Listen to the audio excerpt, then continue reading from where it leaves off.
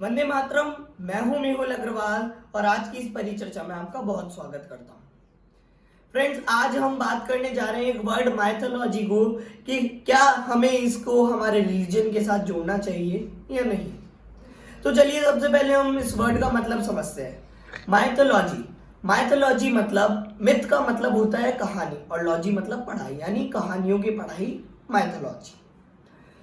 Mythology ये जो है एक ग्रीक वर्ड है। इंडिया में नियरली 100 साल पहले इसका एग्जिस्टेंस आया था और ब्रिटिशर्स इसको लेकर आए थे। ब्रिटिशर्स ने हमें इसका मतलब जो है कुछ और ही बताया है जो ग्रीक से बहुत अलग है। उन्होंने हमें बताया कि a स्टोरी और believe that is not true, यानी कोई ऐसी कहानी या धारणा जो सत्य नहीं हो, जो सच ना हो। तो फ्रेंड्स, इसका प्रूफ हमें जो है एक ऑक्सफोर्ड एलिमेंट्री डिक्शनरी जो है उसमें मिलता है। पेज नंबर 233 पर लास्ट कॉर्नर में हमारे को एक वर्ड मिलता है मिथ। उसका मतलब, उसकी डेफिनेशन, उसकी मीनिंग हमें ये ही दिखाई गई है।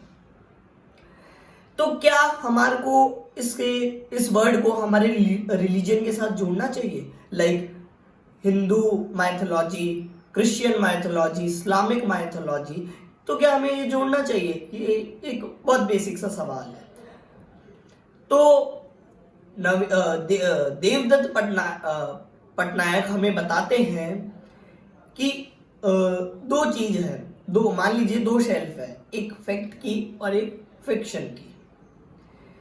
फैक्ट के जो शेल्फ है उसके अंदर ऐसी बुक्स आएंगी जो साइंटिफिकली प्रूफ हो, और फिक्शन में एक ऐसी चीजें आएंगी जो कि एक काल्पनिक हो, एक इमेजिनरी स्टोरीज हो।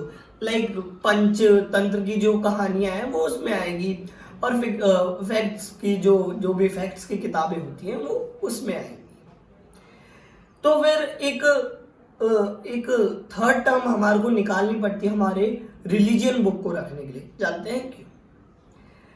जब मैं आपको एक रामायण देता हूं या कुरान, बाइबल, कुछ भी देता हूं, तो मैंने आपको दी, आपने उसे फैक्ट वाली शेल्फ में रख दिया, तो कुछ साइंटिफिक लोग, कुछ वैज्ञानिक लोग इस पर सवाल उठाएंगे कि इसका वैज्ञानिक प्रमाण कहाँ है जो आप इसको जो फैक्ट वाली शेल्फ में रख रहे हैं। और मैंने आपको एक बाइबल दी और मैंने बोला कि आप इसको एक आपके अकॉर्डिंग जिस भी आप शेल्फ में रखना चाहते हैं उसमें रखिए। और आप सेंट स्टीफन कॉलेज में जो एक वहाँ पे एक नौकरी करते हैं, और मैंने आपको बाइबल दी, आपने उसको फिक्शन में अपने बेसिक नॉलेज के अकॉर्डिंग, या तो आपने उसे जो है उसमें रख दी, फिक्शन वाली शेल्फ में। पर क्या आपको वहां पे उसको रखना अलाउ किया जाएगा? आपको नौकरी से निकाल दिया जाएगा, पर उसको फैक्ट वाली आपको शेल्फ में रखना पड़ेगा, आप फिक्शन वाली में नहीं रख सकते हैं। तो इसीलिए थर्ड टर्म निकली माइथोलॉजी, जो कि ना फैक्ट है ना जो है क्या फिक्शन है, जिसे हम फैक्ट भी कंप्लीटली नहीं कह सकते क्योंकि इस पर सवाल उठते हैं, साइंटिफिक लोग इस पर सवाल उठाते हैं। और फिक्शन हम इसे इसलिए नहीं बोल सकते क्योंकि ये कंप्लीटली झूठ नहीं है, ये किसी ना किसी का सच है। Fact is everyone's truth, mythology is somebody's truth, और जो फिक्शन है वो नोबडीज ट्रुथ, मतलब किसी का सच नहीं है वो। तो हम इसको एक एग्जांपल के साथ समझते हैं। मान लीजिए मैंने जंगल में मोर को देखा, ये मैंने आपको बात बताई, आप बोलोगे कि नहीं नहीं आपने मोर को नहीं देखा, पर मैंने देखा है, क्या ये सच बदल जाएगा? क्योंकि इसका मेरे पास कोई प्रूफ नहीं है, कोई एविडेंस नहीं है कि मैंने जंगल में मोर देखा है। एक दूसरा एग्जांपल लेते हैं।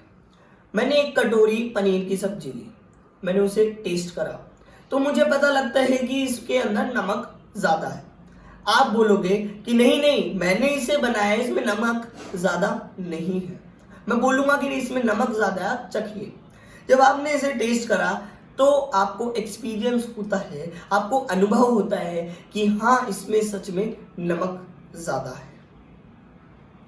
तो इसका मतलब आपने भगवान को जो है अनुभव करा है आपने, मतलब जो रिलीजियन है, जो एक कॉन्सेप्ट है, जो रिलीजन का, जो धर्म का कॉन्सेप्ट है, उसे आपको एक्सपीरियंस करना पड़ेगा, भगवान को आपको एक्सपीरियंस करना पड़ेगा।